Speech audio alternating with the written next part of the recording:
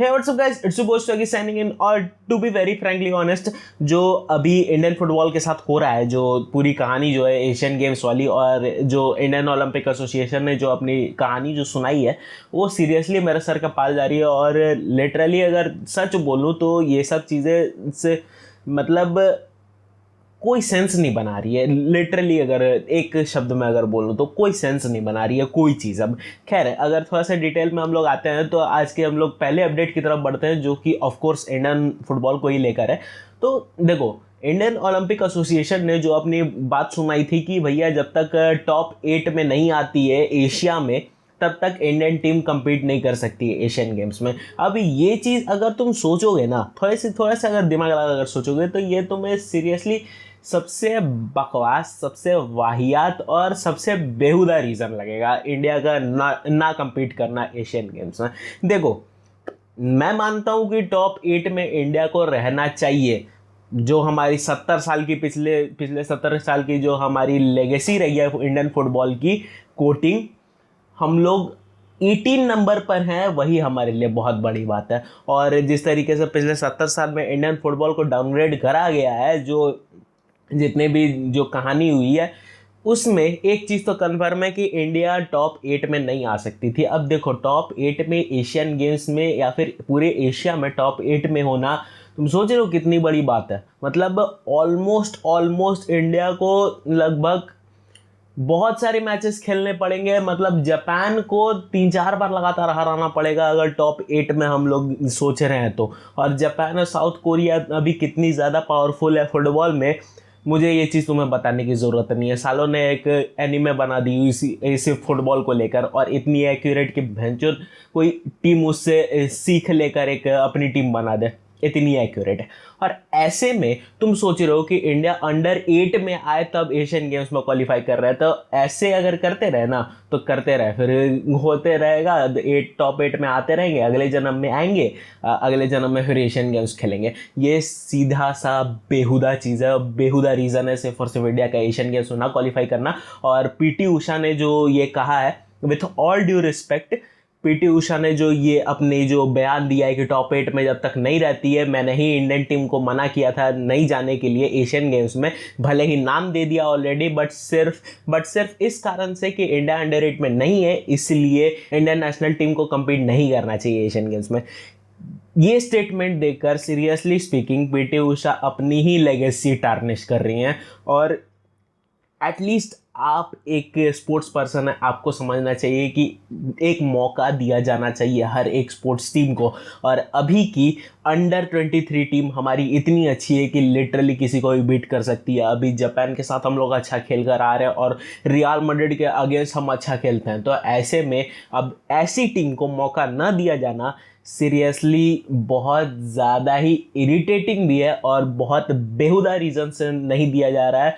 और ये सब चीज़ें अब मतलब मेरे सर के पार जा रही हैं कि क्यों आखिर हो रहा है, और इसका कोई रियल रीज़न भी इनके तरफ से अभी तक आया नहीं है। और सीरियसली इंडिया अब रियल रीज़न चाहता है कि क्यों तुम नहीं देना चाहते हो। चाहे वो पॉलिटिक्स है, चाहे वो गवर्नमेंट का प्रेशर है, चाहे तुम बर्दाश्त ही नहीं कर रहे हो इंडियन फुटबॉल को, ये सब चीज़ें अब रियल आंसर चाहिए इंडियन फुटबॉल मीडिया को और इंडियन फुटबॉल फैंस को। ऐसे अब हवा में लटकाने से काम नहीं चलेगा। खैर, इसी के साथ हम लोग आते हैं आज के सेकंड अपडेट पर, जो कि है मैनचेस्टर यूनाइटेड को लेकर। और देखो, मैनचेस्टर यूनाइटेड के ऑलरेडी तुम्हें पता है कि कैप्टनसी का कितना बड़ा लोचा चल रहा था, जब ऑब्वियसली तुम्हें पता है कि हैरी मैगवायर नहीं फिट था हमारे कैप्टनशिप के लिए, तो हैरी मैगवायर से कैप्टनशिप ले लिया गया था। और उसके बाद सबसे बड़ा क्वेश्चन ये आ रहा था बार बार कि आखिर अगला कैप्टन कौन बनेगा मैनचेस्टर यूनाइटेड का। तो ऐसे में अब जो सबसे बड़ा जो नाम मैंने तुम्हें ऑलरेडी बता रखा है वीडियो में कि सबसे बड़ा नाम जो था, फ्रंट रनर्स जो थे, वो थे या तो वरान होता, या तो कासिमीरो होता, या फिर राशवर्ड होता, या फिर ब्रूनो फर्नांडिस होता। और ऐसे में ब्रूनो फर्नांडिस को फाइनली एरिक टेन हैग ने मैनचेस्टर यूनाइटेड की कमान दी है और उसे कप्तान बनाया है मैनचेस्टर यूनाइटेड का। अब देखो, ये रीज़न, अगर ये जो डिसीजन है, ये डिसीजन मैं मानता हूँ कि एक अच्छी डिसीजन है। बिकॉज अगर ब्रूनो फर्नांडिस का अगर तुम पिछले ही अगर सीजन में तुम कहानी देखोगे एज ए कैप्टन, तो बहुत ही मतलब सही कैप्टन था। और ब्रूनो फर्नांडिस का अगर पूरा ओवरऑल तुम देखोगे तो ओवरऑल उसका play structure as a captain much better होता है रादर देन अ प्लेयर। तो ऐसे में as a captain Bruno Fernandes एक अच्छा ऑप्शन हो सकता है मैनचेस्टर यूनाइटेड के लिए, और टीम को भी एक ऐसे स्टेबल कैप्टन की ज़रूरत है जो पिच पर ऑन फोकस रह सकता है। और ऐसे में ब्रूनो फर्नांडिस को जो सबसे बड़ा जो साथ है वो है मैनचेस्टर यूनाइटेड के बहुत सारे ऐसे प्लेयर्स का जिनके पास एक्सपीरियंस है। सबसे बड़ी चीज़ तो तुम अगर कासेमीरो वरान को ही ले लोगे तो कासेमीरो वरान दोनों ही Champions League team Real Madrid से आते हैं, हमारी ही टीम से। तो ऐसे में रियल मैड्रिड की एक्सपीरियंस जो है वो ऑफ कोर्स ब्रूनो फर्नांडिस को मदद करेगी इस टीम में। और ऐसे में रैशफोर्ड का, बाकी सबका जितने डालोत हैं, ये लोग जितने भी हैं, ये लोग ऑब्वियसली मैनचेस्टर यूनाइटेड में पहले से हैं। और ऐसे में ये सब की एक्सपीरियंसेस भी ब्रूनो फर्नांडिस को काम करेगी। तो ब्रूनो फर्नांडिस भले ही एक पिक्चर है, लेकिन जितने भी सीनियर प्लेयर्स हैं और मैनचेस्टर यूनाइटेड में, वो डेफिनेटली हेल्प करेंगे ब्रूनो फर्नांडिस को एक अच्छा रन में और एक अच्छा कैप्टन बनने में। तो डेफिनेटली ये सब एक्सपीरियंसेस ब्रूनो फर्नांडिस के लिए एक प्लस पॉइंट तो होंगी, ये तो तुम मान के चलो। इसी के साथ हम लोग आते हैं थर्ड अपडेट पर, जो कि है रियल मैड्रिड को लेकर। और रियल मैड्रिड का वैसा कहानी है, तुमने सुना है ना, फटे तो फटे नवाबी ना घटे, वही वाली कहानी है अभी रियल मैड्रिड की। देखो रियल मैड्रिड और कार्लो एंचेलोती बाबा ये चीज़ सोचते हैं कि भैया रियल मैड्रिड अभी बहुत बेटर सिचुएशन में। और कल इंटरव्यू में एक्चुअली एंचेलोती ने ये चीज़ कह दी कि भैया अब रियल मैड्रिड पिछले सीजन से बेटर सिचुएशन में है, और रियल मैड्रिड इस सीजन तीनों ट्रॉफीज के लिए, चारों ट्रॉफीज के लिए, जितने भी ट्रॉफीज अवेलेबल है, La Liga, Champions League, Copa del Rey और सुपर कोपा डे स्पाना, ये सब के लिए कम्पीट करेगी और हो सकता है मैक्सिमम जीत भी जाए।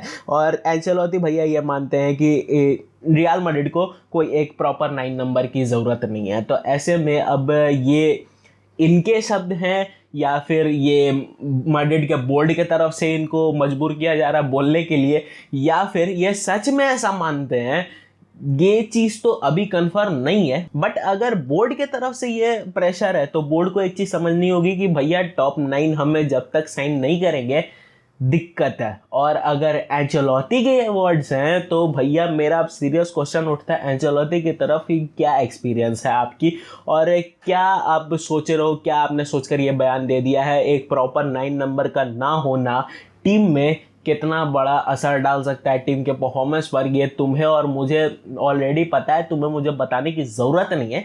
लेकिन एक चीज़ तो कंफर्म है कि एंचेलोती के अगर वर्ड्स हैं तो एंचेलोती और रियल मैड्रिड का फ्यूचर इस सीज़न बहुत ज़्यादा डार्क में दिख रहा है अगर एक 9 नंबर साइन नहीं हुआ तो। और 9 नंबर की अगर साइनिंग की बात करें तो डेफिनेटली रियल मैड्रिड पीछे थी, और फिर से न्यूज़ आती है, फिर से कल न्यूज़ उभरी कि भैया रियल मैड्रिड ने व्लाहोविच को कांटेक्ट करा है साइन करने के लिए। अब ये न्यूज़ एक्चुअली बहुत बड़ी है क्योंकि तुम्हें ऑलरेडी पता है डुसान व्लाहोविच के पीछे अभी बायर्न म्यूनिक और पीएसजी दोनों साथ में पड़े हुए हैं। पीएसजी वैसे फ्रंट रनर है अभी व्लाहोविच को साइन करने के लिए, because of course Harry Kane को साइन करने के लिए फ्रंट रनर अभी बायर्न म्यूनिक बनी हुई है। तो ऐसे में अब ये चीज़ तो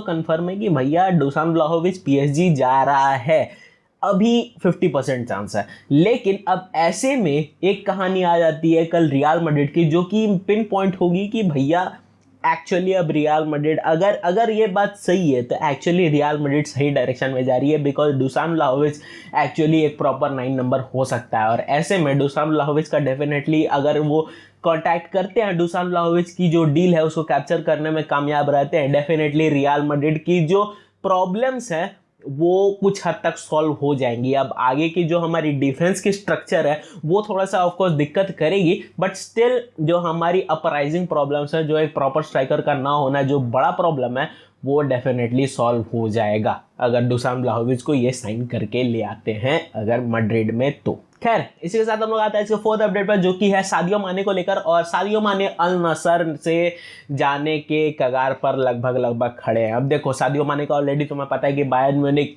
छोड़ना चाहते थे और थॉमस टुकल की जो प्लेइंग स्टाइल है उसमें सादियो माने फिट नहीं बैठ रहे थे, तो ऐसे में थॉमस टुकल डेफिनेटली सादियो माने को निकालना चाहता था और सादियो माने भी बायर्न म्यूनिख छोड़ना चाहता था 1 साल के कॉन्ट्रैक्ट के बाद। तो ऐसे में अब सादियो माने का डेफिनेटली अल नसर से ज़्यादा कॉन्टैक्ट आ रहा था कि भैया सऊदी जा सकता है सादियो माने। और ऐसे में कल अल नसर से ये न्यूज़ आती है कि भैया माने ने पर्सनल जो टर्म्स है वो एग्री कर लिए हैं अल नसर से। अब सिर्फ और सिर्फ अल नसर और बायर्न के बीच की डील बची हुई है, जो कि क्लोज इन हैंड। तुम्हें लगेगा कि मतलब 1 हफ्ते में ये डील मतलब कैप्चर लगभग हो ही जाएगी और अल नसर कर ही लेगी। तो ऐसे में अब डेफिनेटली सादियो माने का अल नसर जाना अल नसर के लिए एक बेटर न्यूज़ है, क्योंकि भैया अल नसर जिस तरीके से कल पिटी है, एक तो चीज़ कंफर्म है कि अल नसर को एक स्ट्राइकिंग यूनिट की ज़रूरत है। और तुम सोच सकते हो सादियो माने plus Cristiano Ronaldo will be deathly attack. तो ऐसे में तब सादियो माने अब कगार पर है। अब तुम्हें देख सकता है कि फाइनली अल नसर ज्वाइन करेगा, मतलब इट्स 70 to 80% अब क्लोज कि हाँ अल नसर ने ये डील कैप्चर कर ली है और अल नसर अब बायर्न से बात करेगी डेफिनेटली सादियो माने को साइन करने के लिए। और ये डील तुम्हें 1 हफ्ते में अब फाइनली देखने को मिल जाएगी एंड ये अटैक डेफिनेटली एक लीथल अटैक हो जाएगा। अगर अल नसर के पर्सपेक्टिव से तुम बात करो तो डेफिनेटली अब अल नसर ये बहुत सारे यूरोपियन प्लेयर्स को लाने के बारे में सोच रही है और ऐसे में सादियो माने कैन बी अ की प्लेयर अगर अल नसर के तुम पूरा प्ले स्ट्रक्चर की बात करो तो। खैर इसी के साथ हम लोग आते हैं इसके 5th अपडेट पर, जो कि है लौतारो मार्टिनेज को लेकर। और लौतारो मार्टिनेज को सऊदी अरेबिया से एक डील मिली है। ये डील बहुत बड़ी डील है, ऑलमोस्ट 240 मिलियन लौतारो मार्टिनेज के लिए। अब देखो कल मैं ऐसे ही ट्विटर स्क्रॉल कर रहा था, ऑफ कोर्स तुम्हें पता है ट्विटर पर मैं बैठा रहता हूँ, तो ऑफ कोर्स फॉलो कर सकते हो यार ट्विटर पर। तो ऐसे में अब एक न्यूज़ जो सबसे ज़्यादा फ्लैश होने लगी वो है लौतारो मार्टिनेज के लिए, और इंटर इस चीज़ को लेकर पागल आ गई। देखो अगर तुम न्यूज़ की थोड़ी सी बात करोगे तो पूरी की पूरी सऊदी अरेबिया न्यूज़ अभी इस चीज़ को कवर करने में लगी हुई है कि कैसे कौन सी क्लब आखिर है जिसने लौतारो मार्टिनेज को ये ऑफर दिया है। और देखो अगर ऑफर की बात करोगे तो 240 मिलियन कम नहीं होते हैं। तुम सोच लो 240 मिलियन मतलब रोनाल्डो से बड़ी ऑफर मिली है लौतारो मार्टिनेज को। और ऐसे में अगर लौतारो मार्टिनेज की अगर पर्सपेक्टिव की बात करो तो वो डेफिनेटली अभी इंटर छोड़ना नहीं चाहता, बट ये भी चीज़ अभी तक मीडिया में नहीं आई कि कौन सी टीम ने आखिर ऑफर मारा है। और अगर वो बड़ी टीम है तो क्या लौतारो मार्टिनेज जाने का सोच रहा था। तो ऐसे में अब लौतारो मार्टिनेज के पर्सपेक्टिव की बात करो तो वो अभी इंटर में ही रहना चाहता है, इंटर नहीं छोड़ना चाहता है।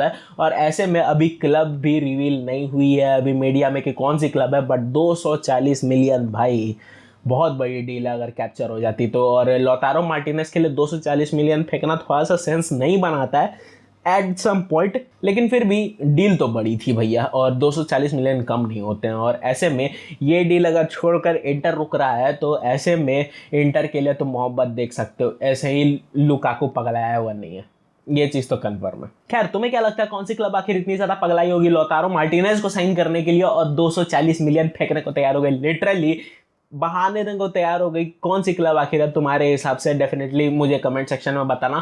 खैर that's it for today guys, hope ये वीडियो तुम्हें अच्छी लगी। वीडियो अगर अच्छी लगे तो वीडियो को लाइक करना, चैनल को सब्सक्राइब करना। मैं मिलता हूं तुमसे किसी और दिन किसी और नए टॉपिक पर। It's so boy Swiggy signing out.